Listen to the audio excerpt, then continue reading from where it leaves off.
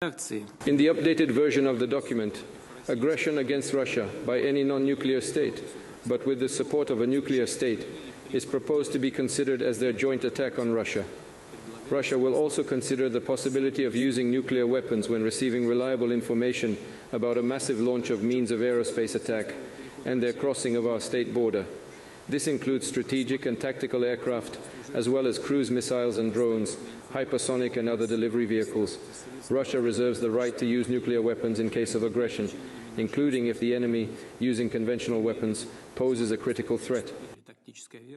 It is important to note at this point that these are at this time proposals to amend Russia's nuclear weapons use doctrine.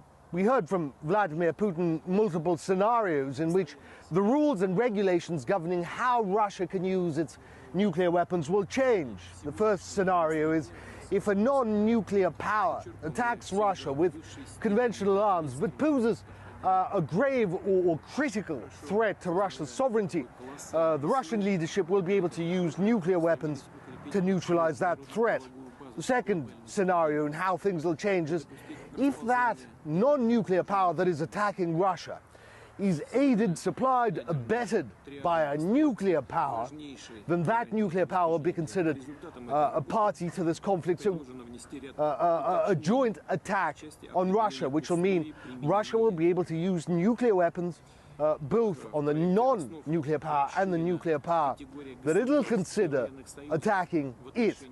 Also, Russia will be able to use, preemptively perhaps use, nuclear weapons if there is verified information, proof that there is an ongoing attack on Russia using aerospace assets, or, for example, a mass launch of drones.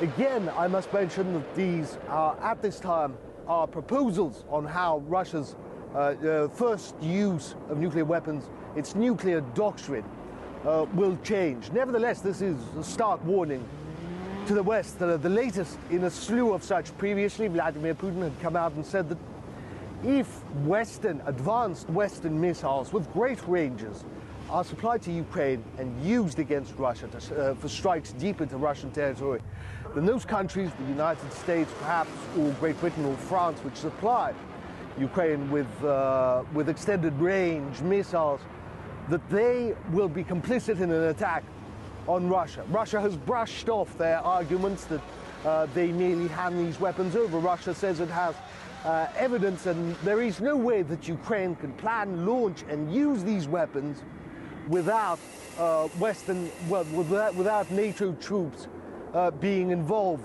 without NATO technical staff being involved, without NATO intelligence and NATO satellites being involved. But this comes at a dangerous time, at a time when many Western leaders are saying, ignore Putin and Russia's warnings, supply Ukraine with these missiles, and undoubtedly, even though they won't change anything, undoubtedly, Ukraine, they believe, will be able to resist Russia further. An argument that both military experts and the Russian government have said is in itself senseless.